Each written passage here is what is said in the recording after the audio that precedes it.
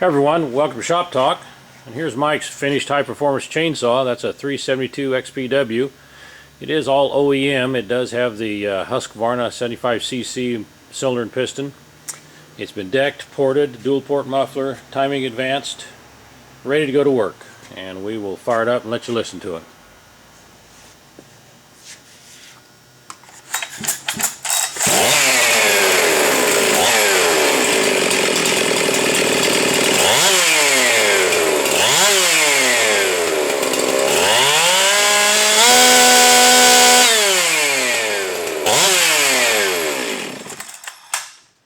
Right at 15 grand, done properly, this saw should idle good, run, peak out, do everything you want.